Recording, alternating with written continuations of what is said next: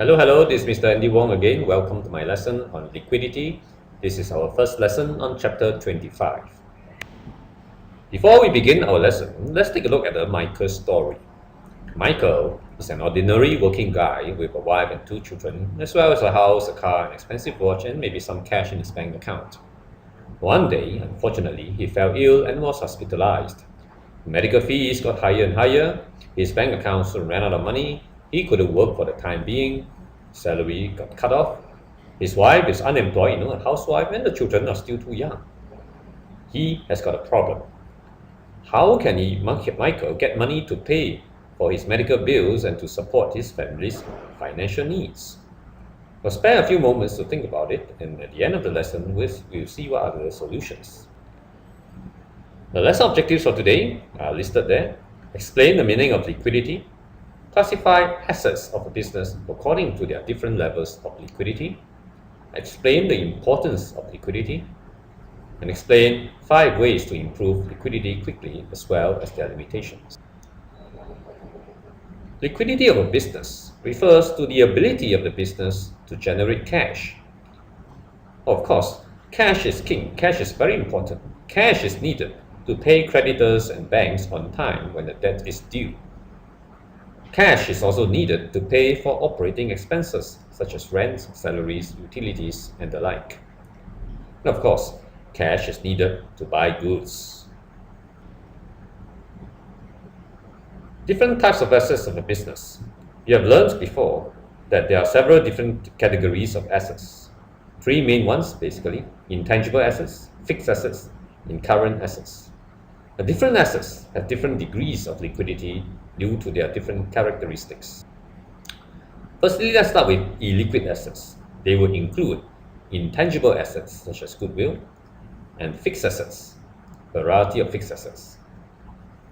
Intangible and fixed assets are illiquid as they are not easily converted to cash, simply because, firstly, they are not intended to be sold in the first place.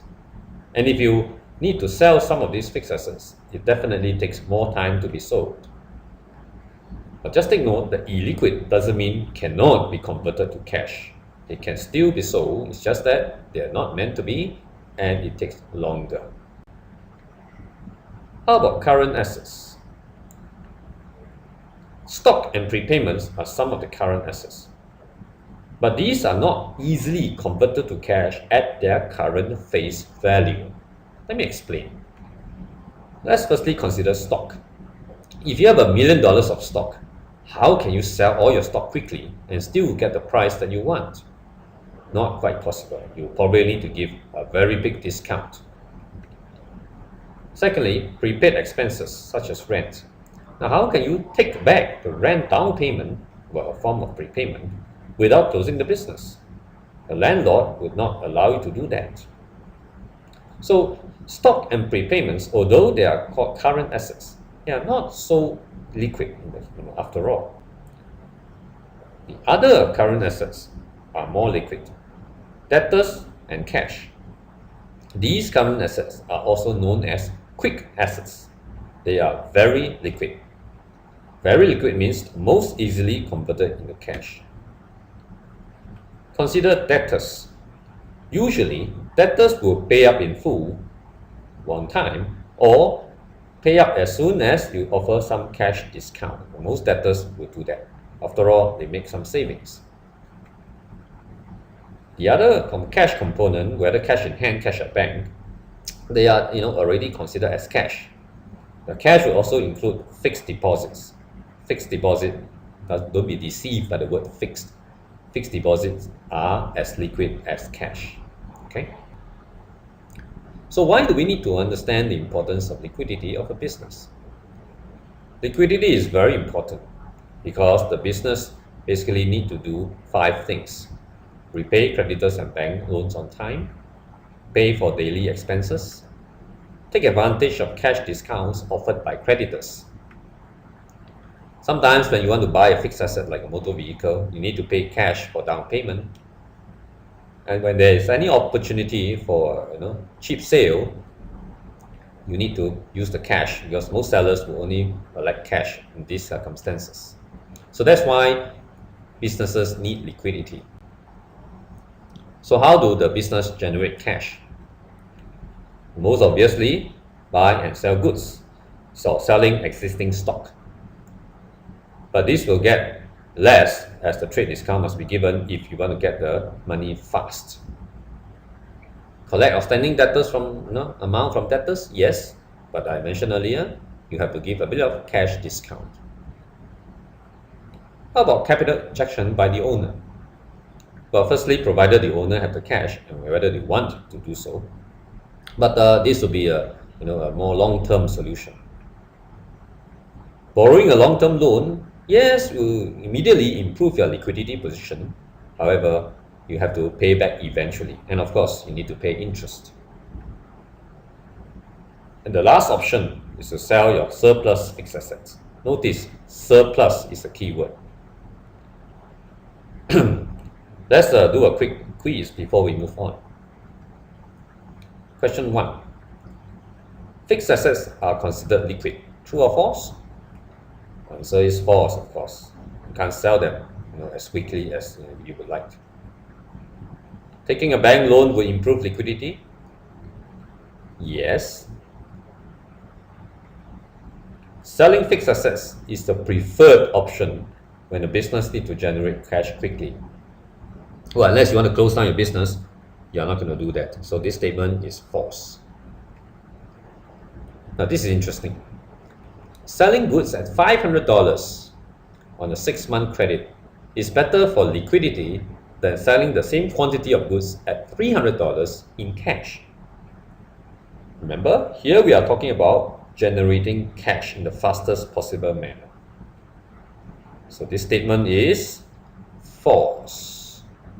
You may make a higher profit, but you get cash later.